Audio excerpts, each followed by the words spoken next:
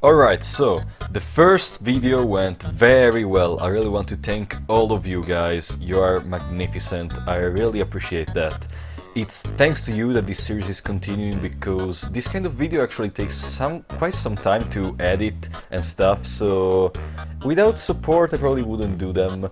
But regardless of that, it's time to start today's episode.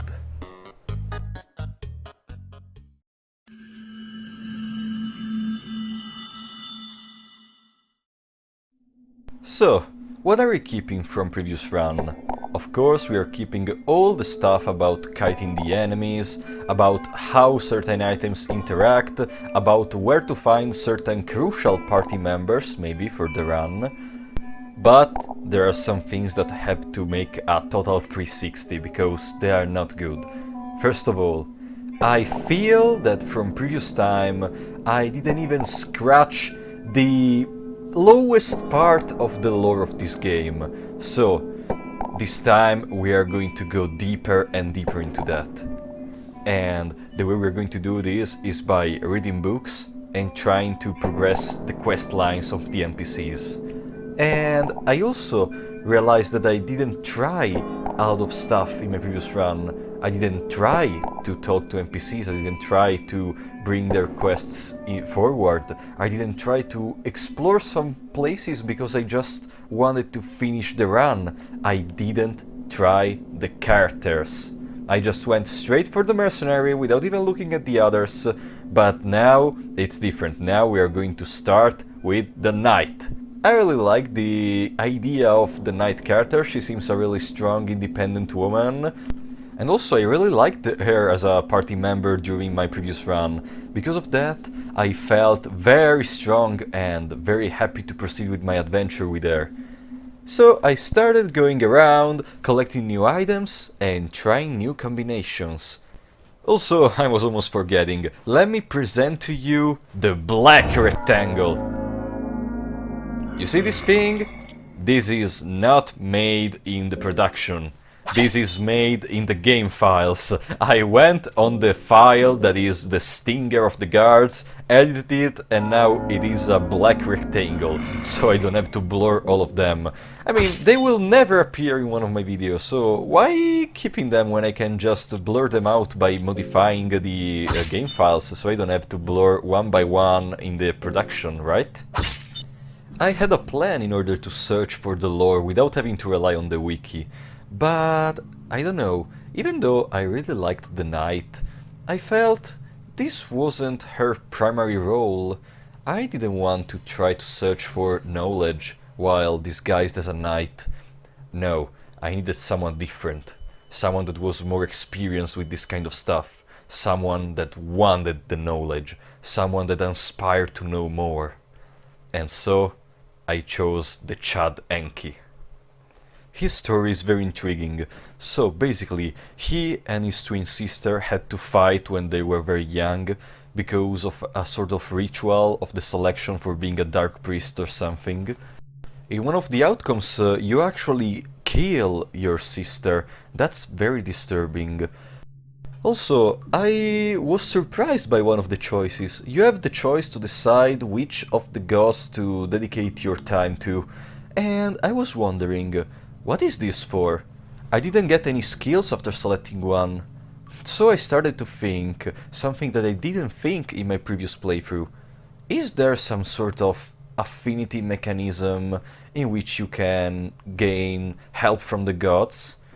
I mean, at this point it's fairly obvious, but in previous run I've never explored this, so I was a little bit surprised.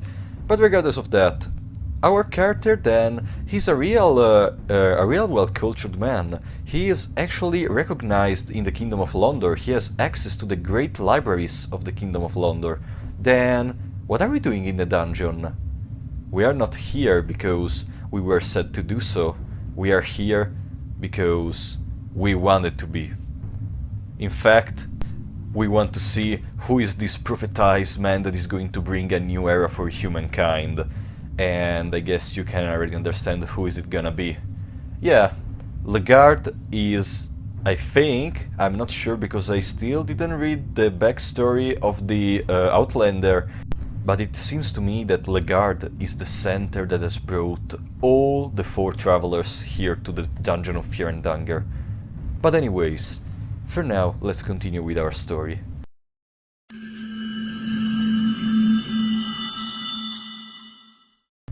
So, I have a plan in order to understand more, to gain more knowledge for our Dark Priest. There are 2 libraries easily accessible at the start of the game. I don't know if there are other libraries in the game, but there are 2 that are just very near the entrance, so why not just go in there using both our lucky coin available at the start of the game and then resetting. This way we were going to farm a lot of books and we were going to learn a lot, and I mean a lot, about the game. Also, while we're here, I want to try how does the Dark Priest fight? What is his strength? What are his peculiarities? I've never tried it, so I was excited. So let's go, combat!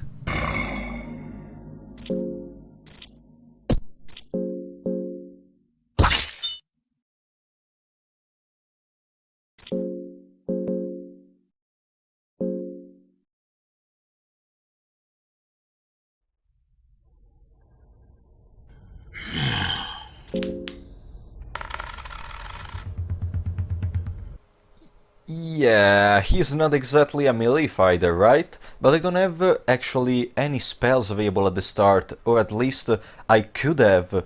But if I want to get those spells available at the start through the intro, I have to give up on dash. And I was thinking about something. From the Hexen, you're able to gain all your skills, including the one that you get in the intro. But, you know, you cannot gain dash, because dash is exclusive to the Endless, which is the zodiac sign, I think it's, of the mercenary. So we cannot get dash without getting it in the intro. Because of that, I always decided to prioritize that instead of the Pyromancy Flame, which is the spell we could get otherwise. But on the run that I was doing to experiment with him, I actually tried the Necromancy. I was very intrigued. I didn't understand how it worked at the start, because I didn't understand where to use it, when to use it, and whom to use it. But very soon I realized. For example, there was a skeleton in the basement, near those tentacle monsters. And let's see what does it do.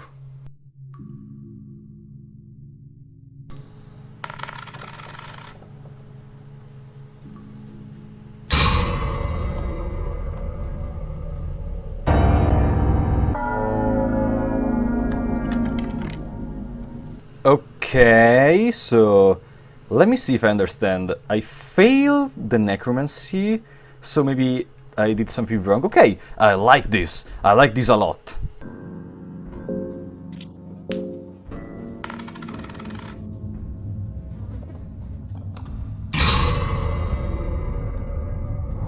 Whoever thought that relying on a coin flip on this kind of action has my respect.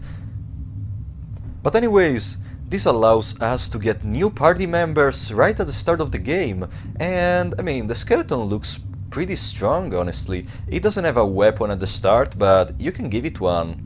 It doesn't seem too bad, right? No, this time I'm actually serious. It doesn't seem too bad. I like this. This reminds me a lot of like Final Fantasy VI, when you go on the skeleton on the ghost train, and you can get some spirits to fight with you. I like this. Also, having such a weak melee guy, I had to rely on other ways to defeat enemies. This was the first time I experimented with bear traps. Bear traps have an interesting mechanic.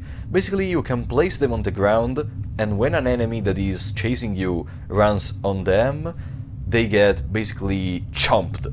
Their legs are destroyed, and so when you start a fight, you can just aim for the head and kill them.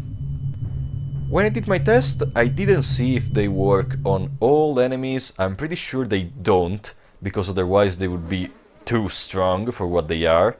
But regardless of that, they are cool at the start. Now that I understood a little bit how to resist the enemies, I wanted to experiment even more with the skills at the start. And while I used them, I realized something. You know the ritual circle? There you're able to sacrifice something to increase probably your affinity with Grogoroth. You can love someone probably to increase the affinity with Sylvian. Or you can just pray for them, that I think is like increasing the affinity by a lower amount. And also Olmir. But wait, the God of the Depths isn't among them. You don't seem to have the chance to increase the affinity to the God of the Depths. And so I realized something. At the start of the game, I'm allowed to decide which god to dedicate my studies to. So Enki had access to the affinity of the God of the Depths at the start of the game, while the other characters probably have to rely on something that I still don't know in order to increase it. Interesting.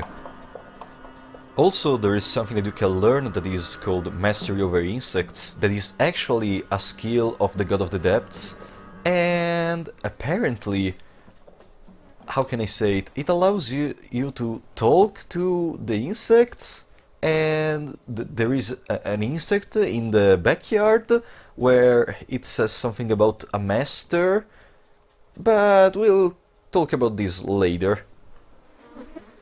So, during my attempts at getting new books, I actually discovered that in the first library there is a mock-up book that you can put in the second library in order to open a secret passage, in order to reach... Actually, I don't know how to describe it, let me just show you.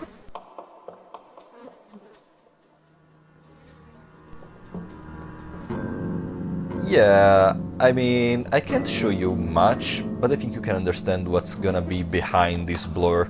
Also, you're gonna meet Rangvalder, Ragnavalder, whatever. Valder. Okay, you're gonna meet Valder, which is the Outlander, or actually the real name of the Outlander. You have a small talk, he also asks you if you are evil or not, and dependently on the answer, he says different things, but the gist is that no one is really either bad or good, because places like this are able to extrapolate from you even the lowest drop of evil present in you, and they're able to expand it a lot. Of course, he doesn't join us because it's the start of the game, and starting with a lot of party members would be too easy, and so we just continue with our reset. I also tried changing the affinity with the god at the start of the game in order to try different skills, and the blood portal is actually pretty interesting. Basically, it is able to open checkpoints between the circles in which you can pray, and because of that you are able to teleport between levels. I don't know if it's one of the best picks, because, I mean, it's just a fast travel, but as long as you have resources to travel, you can trade that with something else. Like, I don't know, a healing spell? But we'll go to that later. Oh, and also, I attempted to go in a way, and I found a ghost knight that I couldn't fight, because it's apparently mortal, since, you know, it's a ghost. And there was another knight identical to the first one, but this one was seemingly alive because of a magic, and so I said, oh, I have a skill that is called counter magic. Maybe this is what it's used for. Fantastic. But we will explain more about how to deal with these encounters later. Now let's just go to talk about the content of the books. One of the earliest ones that I found was called, I think, Blood of Flower and Magic, number 1 of course. And there was this great wizard who was documenting the secrets of the old gods, in particular Grogoroth and Sylvian. And from what I think I understood, these description of their secrets are basically a way to tell the player what do the spells that you can learn at the Exen through the affinity wither do.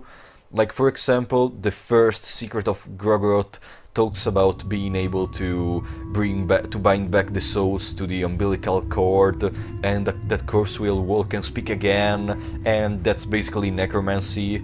So yeah, Then I found the Captain Diaries.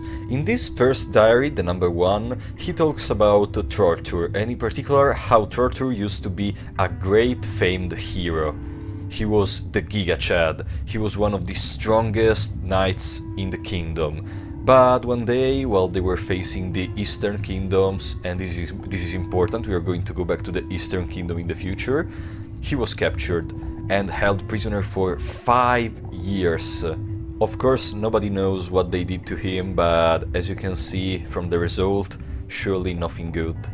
In the second book of the Captain's Diary, there is a little bit of explanation about the situation inside the dungeon while there was still a little bit of sanity, but it wasn't a lot because they were starving and so they were doing anything they could to have food. For example, they allowed the cultists to make rituals inside the dungeon because they were able to eat the meat of the sacrifices. Or the captain was just happy when someone committed suicide because there were more food for the others. Also, there is a very little bit of information about Legard and about how he was taken by the high priests and brought to the lower level of the dungeon in order to do some weird ritual probably. There was also a book that was talking about Mahave, the city of the gods. It wasn't so clear, actually it was pretty cryptic, but there was one phrase that always stayed in my mind for all my playthrough. The city of Mahave, the city of gods. Did you know it exists here? What is here? The dungeon? The mind? The dream that is talked about in the book? It was very strange. There was another book somewhat bound to Mahave. You know, Mahave is the city of the gods, and there was a book called The Fellowship 1 that was talking about 5 people: Francois, Nilvan, Valtail, Chamba, the Tormented One, and the 5th, the one who never aspired for the same greatness as the rest of the party. And these 5 people went in a search for the older gods that left humanity in times of great peril. And supposedly they tried to find Mahave. There was also a pretty interesting book about the Pocket Cat, which is one of the characters I'm more intrigued to know more about.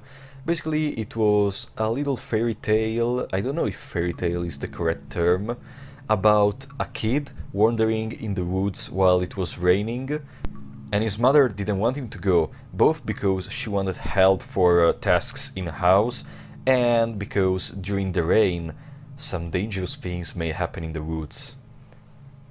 The kid, of course, disobeyed his mother and went in the woods, where he was able to find a big cat that stood on his legs. Of course, at his sight, the kid decided to run home, but arrived at home, his mother knew he went out because there was catnip near the door.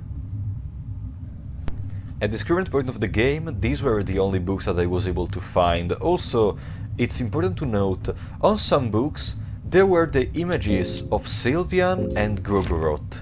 And as you can imagine, Sylvian is represented as the sign of fertility, and so she has a lot of things that I have to blur, and Grogoroth, being the god that brings destruction, is represented as being tremendously gigantic and powerful. And also the book in which he's represented is particular. Let me show you.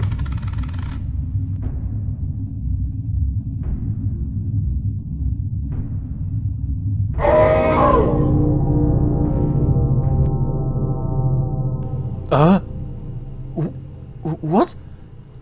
I mean, okay. Do I just lose, like... What do you mean? That's not fair. That's absolutely not fair. Come on.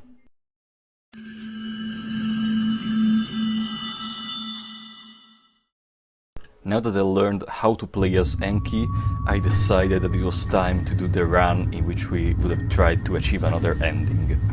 Of course, as I said, I took the dash as a skill, and coincidentally, because of that, I also took mastery over insects. And the god that I decided to pray to was actually Sylvian. That's because I wanted to have access to an early game healing spell, and Sylvian is really good at that. And coincidentally, during this run, I was able to find a book that I'd never seen before, Studies of Olmir, which was able to tell us more about this divinity that was so cut off from all the other informations that I found. And basically, as I said in my gameplay, this sounds a lot like, I don't know, a Christ revisitation? By the way, let's go back on track. My plan was to find a fully functionable party, so I needed to get, of course, the girl, so I can get a useful item user, and later maybe some damage dealing, but mostly item user. Then I went in the underground and took Moonless. It's so easy, you just need to give her true rotten meat. Also, she will be an MVP in this run, and you will understand why later. And I finally arrived to the Cave Dweller city, where I was able to get my final party member, Darcy. Things were going very well. I found a lot of useful items. I was able to get all my party members without anything happening to me or them, right?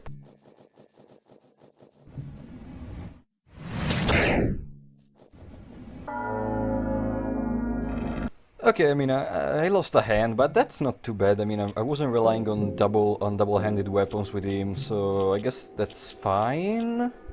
I was starting to feel less and less sad for these events, because, after all, I just lost an arm. I still had all the knowledge that I was able to gather in all my runs, and I was gonna use it to compensate. The thing that I was interested to do the most was defeating the knight that was patrolling in the caverns, and so I went for the alive counterpart. Well, alive is a big word after all. It was seemingly a skeleton kept alive with magic, but whatever. I was easily able to kill him. By going over the door guarded by the knight, we were able to find Nosramus, an alchemist that was making studies underground because, as he said, that was the place in which the presence of the gods could be heard the most vividly.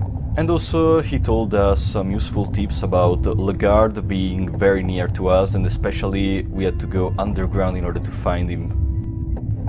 So, I don't know, this person seems sane. The most I got from this dialogue is that maybe there is a way to get Legard alive. And I was so happy to know that Nosramus happened to have a hexen in his base, so I didn't have to go all the way up in order to increase my skills or upgrade my weapons. I came back to defeat the Cave Mother. I didn't think maybe that I was gonna need any more preparations in order to defeat her. She's just very easy once you know how she works. But there was a more important matter.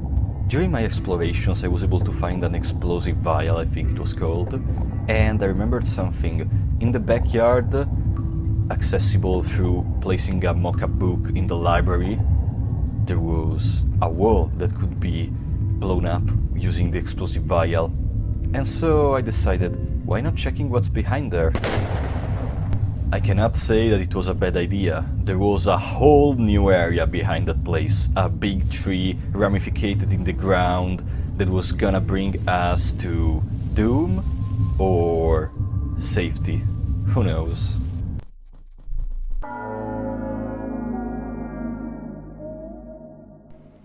What is this thing? What?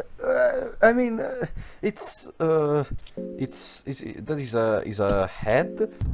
There was a new kind of enemy inside of this tree, and it's called the Mumbler. From what I understood, I think if you attack his head, it explodes. It's like you know, Dark Souls. When you go in the painted world of Ariamis, there are those guys with a big blob on their head, and when they explode, they emit some toxic gas. Yeah, I think they work the same way. Proceeding in these caves was very strange because you didn't go up or down in a conventional way, you had to fall in order to go down. Also, while I was here, I was able to meet Raganavagadabadavaldur, and he could have joined us, but I had 4 party members, so unless I wanted the girl to become unalive immediately, I couldn't take him, and I mean, the girl did nothing wrong, so for now I decided to keep her. Also, there was a sword, physically visible, sealed in the ground. Surely not a trap, right? And so the spirit of the sword began chasing us for all the run. I couldn't fight him because I didn't have cursed weapons, which are useful for defeating ghosts, and I didn't know if the sword that I just found was considerable as a cursed weapon, and so I just waited. After all, running wasn't so difficult. By falling some more times, I found myself in a place I would never expect me to be. I was in the basement, near the place in which Lagarde was executed. And at this point I thought, why not using a Book of Enlightenment? I didn't save since the start of the run, you know. I don't like save scamming, and I want to prepare myself for the run in which I will have to play on hard mode where you cannot save. And I know there is a very difficult ending to achieving these runs, so I just wanted to be more prepared for that, you know.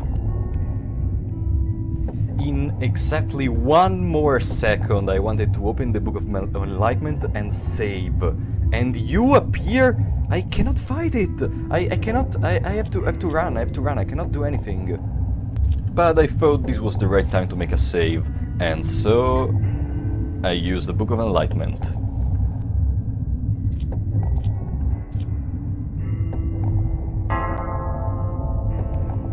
And oh boy, I couldn't have been more correct about my decisions.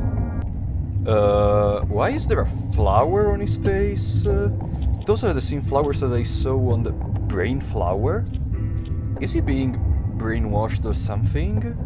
Do I have to destroy that? Brain flower. Brain.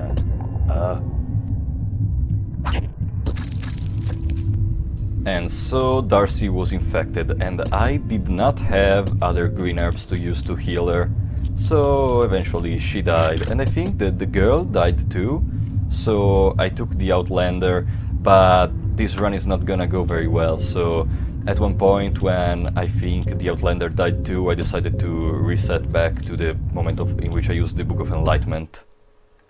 And this is the moment in which I noticed something. Something that I wasn't able to notice in my previous playthrough. This game rewards you with punishment. Let me explain what I mean.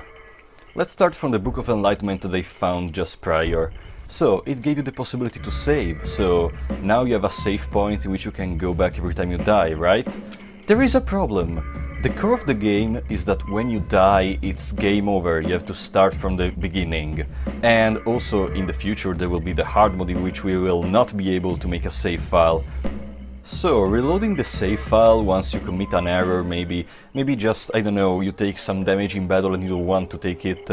It feels just wrong. I don't know if it's just my thing, but I think this may be a common feeling among the community. It feels wrong to go back, because it makes the game lose what it is created for, being a sort of one-shot. When you win the game, but you made a lot of save scamming, I don't know, do you feel like you really deserve this win?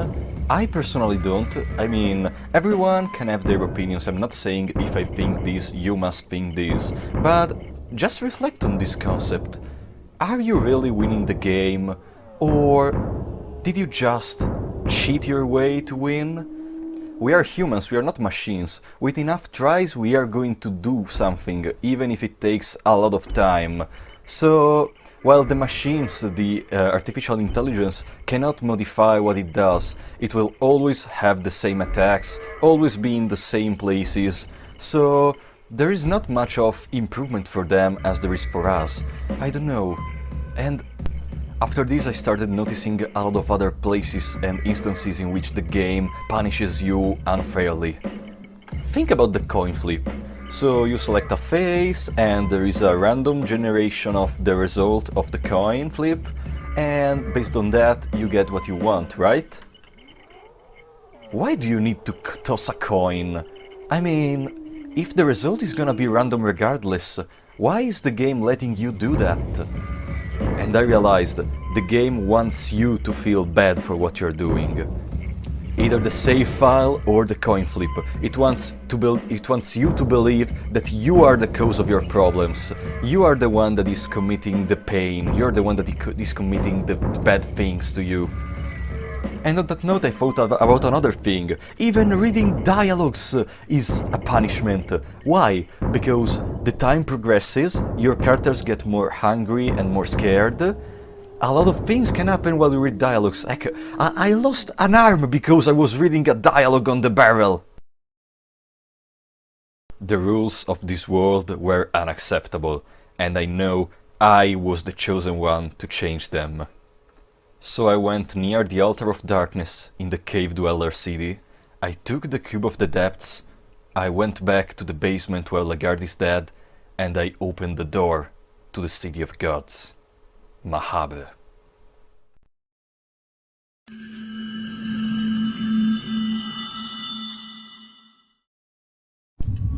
The place was just ruins. There were some living beings, well, if you can say living for them. I almost laughed because the way that guy came from the right side of the door was actually scary, but I wasn't thinking about that at all. It made me laugh. But all the rest, the books, the food, all was destroyed, rotten or useless. Also during one of our fights, Moonless got his arm infected, but this time I had a bone saw. I've never tried it, so let's see.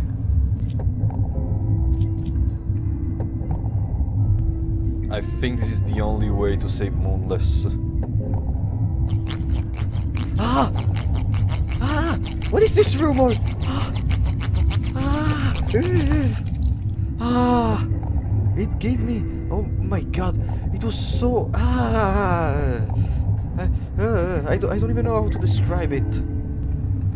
I still don't know how to describe that, but surely it wasn't pleasant. And then I found a weird mechanism with a weird keyhole with the form of a cube.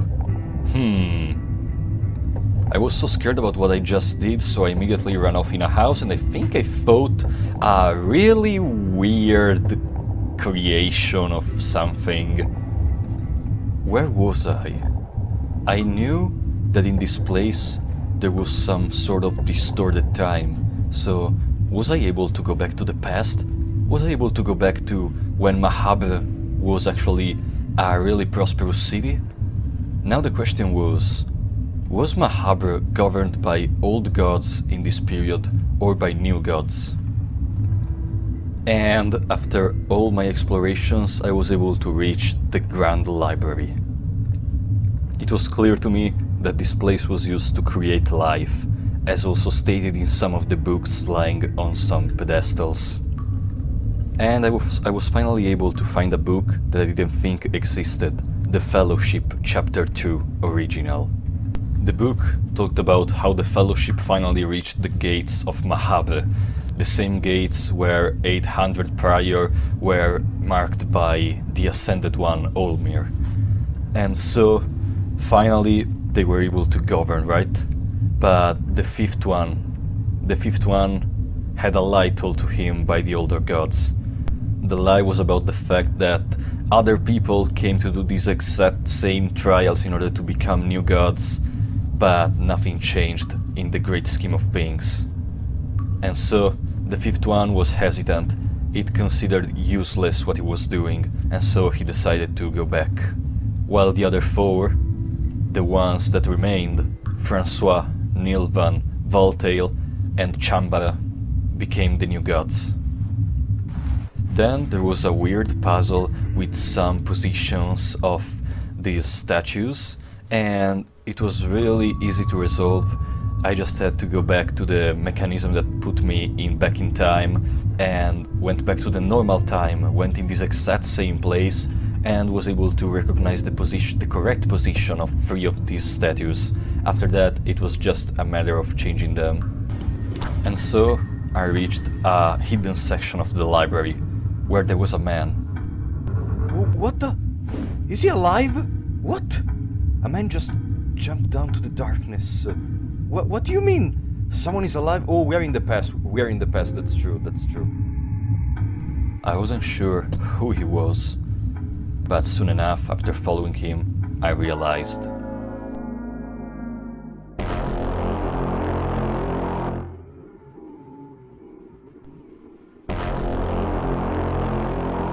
Okay, this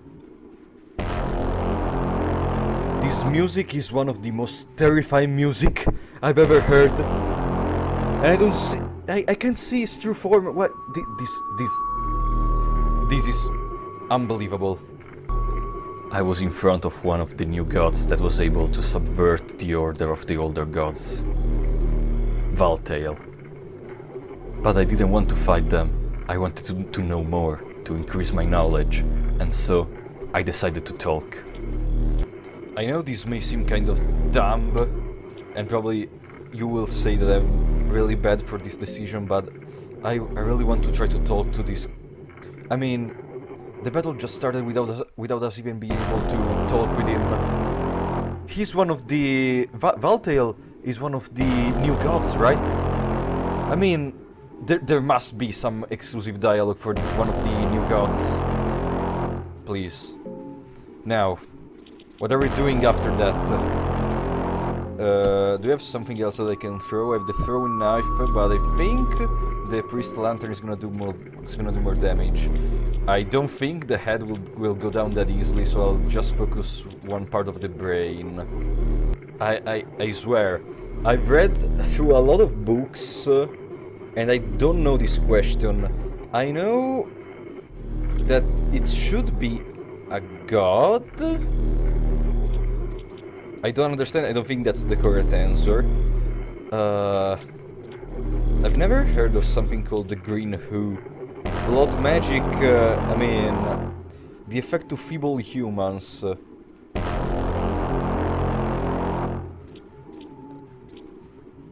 Beyond the blue skies. Okay, I think since it's beyond the blue skies, it should be something related to the moon, because it's beyond the skies. He was taking damage after correct responses, and there I realized he was one of the new gods, the Enlightened One. He was supposed to have all the knowledge of the world. He was supposed to have more knowledge than all the other citizens. And so, having the same knowledge, being able to answer to his questions, damaged him, because he didn't feel the power anymore, the power of his knowledge. I was better than him. I had more knowledge. And so we got the Enlightened Soul. At this point I needed some time to chill out. That was a very, very tense fight. I was under the impression that I was gonna be destroyed by the gods. I was under the impression that they were supposed to be gods. But I, without an arm, have been able to destroy him. That made me think for a while.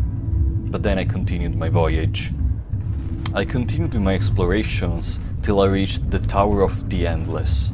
And I imagined this place was bound to another one of the souls. You know, we got the soul of the Enlightenment, so we're still missing other 3 souls of the other new gods. In this tower there was a bed, and I was in a Discord call with some people on the Fear and Hunger Discord server, and this was my genuine reaction when I was able to save here. Ah, you have no idea, like, at 53 minutes I was in front of the door to Mahabra. Now, how long has passed? Let me see. How long has passed? 1 hour and 20 minutes. That's a lot of progress. Ah, wait, there is a circle. Yeah, you are fine here. But this was the present. There were no new gods in the present. I had to go back in time and go back here to the Tower of Endless. And so, I reached the dream world. I don't know if this was a dream or if this was reality, but I was able to see the real life of all the people that went into the dungeon that day. There was the mercenary, Kahara. His wife is supposedly a prostitute, and he wanted to go to the dungeon in order to gain money to feed his family, both his wife and his child. Then there was a weird alley with the pocket cat and a kid. Nothing to be seen ever again. Then I found myself at the time in which I wanted to sacrifice myself, till I got a vision of a man. I think that's what made me go to the dungeon. That was the vision of Legard. Going forward, I was able to find a hidden forest. There were a lot of unalive people on the road, all of them bleeding, and there was Ragnavagavaldr. And there I realized all his people, all his family was massacred. I didn't know exactly by who, but surely it is bound to the dungeon. And then, in the last vision, I was finally able to see with my own eyes Legard talking with Darcy. In this dialogue, Legard was showing his ambition of wanting to reach greater heights to Darcy, and so he went to fight. But unfortunately, you all know the outcome of the battle. And there I was, face to face with Nilvan. But, unfortunately, she didn't want to attack me. Instead, she looked at the girl and said something that remained in my head. Ah, new one. What do you mean, new one? What is the girl? In my previous run, when the girl died and I used a soul stone on her, I got a soul named the Soul of the Ancient One. Is there something I don't know about her? But for now, my mind was thinking about something else. I was thinking about the Endless. I was thinking about the new gods that I was sure about.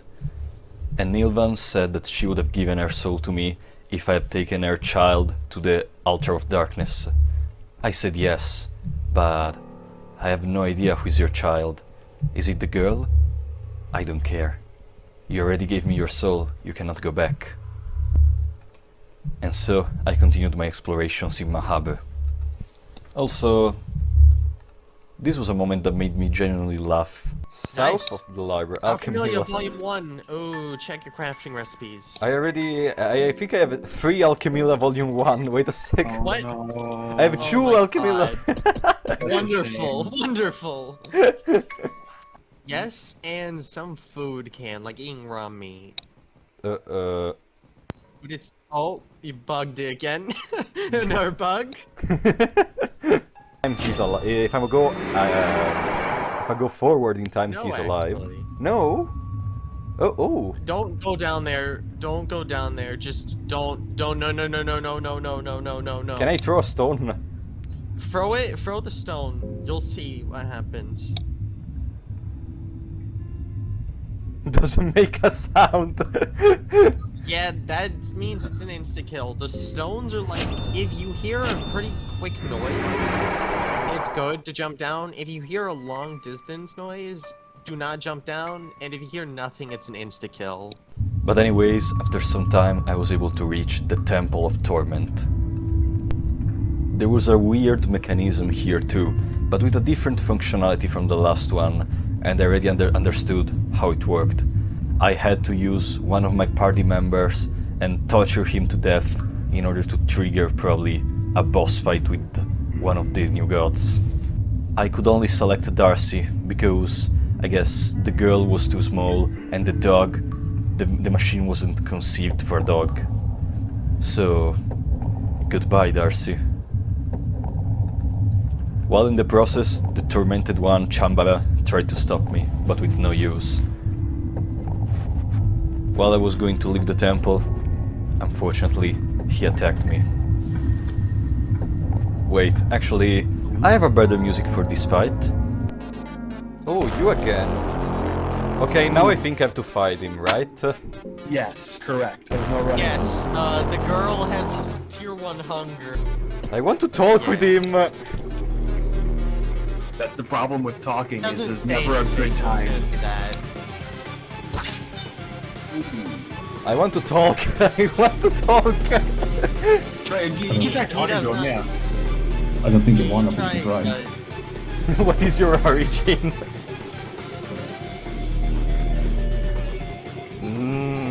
Uh-oh. He doesn't give a shit. There you go. Oh. This is his origin.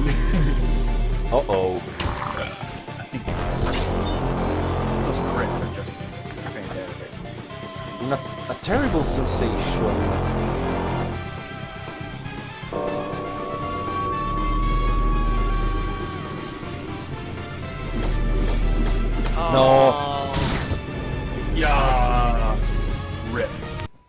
So, why specifically Darcy?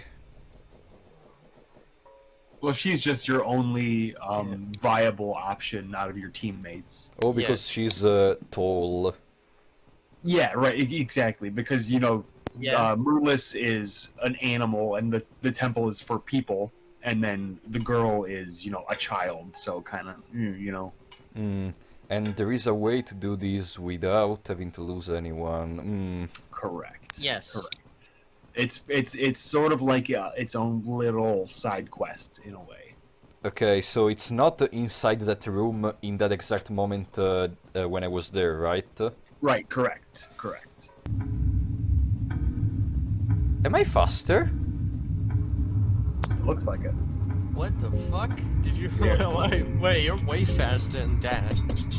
What? Wait, is this a bug or? Wait, did you not have dash? It's gotta be. I have dash, but You it's have dash, but you're I'm- just faster than normal dash. yeah. This is not normal dash speed. Nice. Nothing. We lost again. Oh, Awful. I'm so sorry to see it. Uh, That guy's Yeah. a dickhead.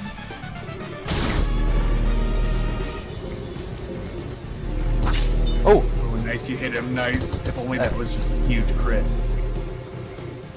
hey. Maybe. This is it. This is it. No. Ah. Hello, hello. Oh, wow. Come on. This is just... I can't believe it. Oh, Ah. D and C. They have a lot. Oh, that's cool. I'm just saying, like, you see you just they're in your party, so you see dialogue.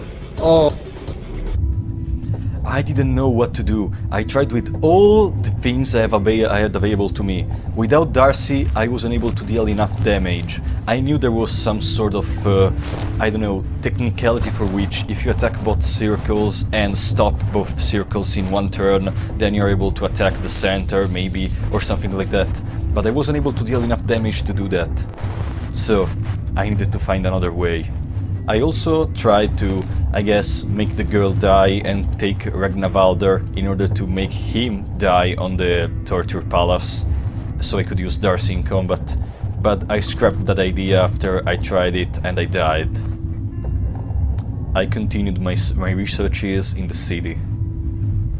There was something for sure that I was missing. This game is punishing me, but I don't think it would go that far. I was almost sure there was a possibility to not let my items die, to not let my companions die, sorry. And after searching a lot, I realized something. There was a mechanism that was able to go back in time or forward in time near the temple, but it had basically no use, while the other mechanisms were in place where you somewhat needed to go back in time or forward in time, such as the statues of the temple or the bed in the Tower of Endless. This one, I still didn't know its functionality.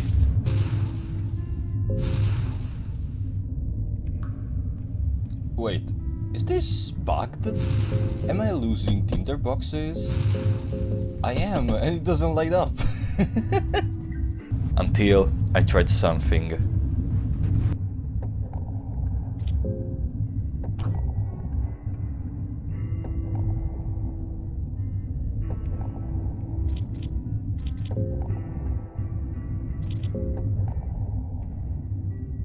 And so I reached the underground cave. Here there were instructions in order to create a new vessel, in order to create a new life. Because of the fact that I used my blood in order to create it, it was identical to me. Or almost. Regardless of that, I rushed to the Torment Palace in order to make him go on the machine, so I was able to keep all my party members with me during the battle, and the Chambra easily fell. Yes! Yes! Ah! Yes! God of hell, stupid old god, or new god, or whatever you are. Now there was something different. There wasn't music anymore near the temple, and there was a new guy patrolling the streets. Unfortunately, at one point, it hit me. Its name was White Angel. I wasn't sure how I was gonna win with this, but at one point, something happened.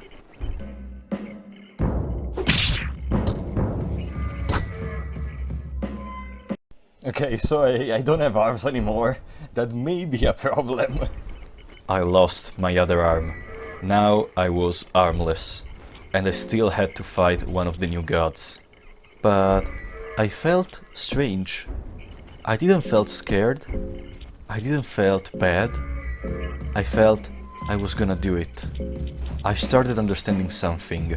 These new gods are just a facade. I was able to trick Nilven very easily. I had more knowledge than Valtel, the literally enlightened one.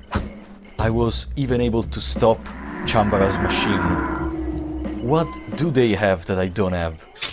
The arms? I don't need those.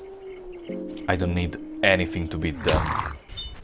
And so I was finally able to enter through the door in the central square. By going through it, I finally reached the last chamber, the throne room, with Francois waiting for me.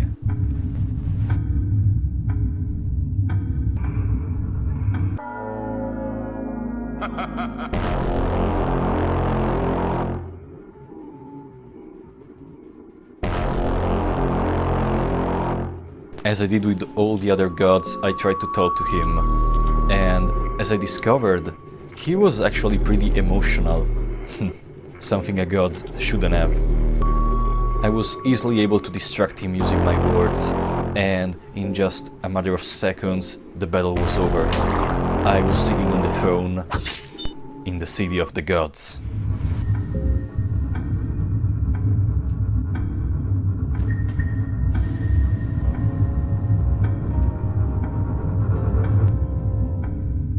I don't know what happened, but I was able to reach a new plane of existence.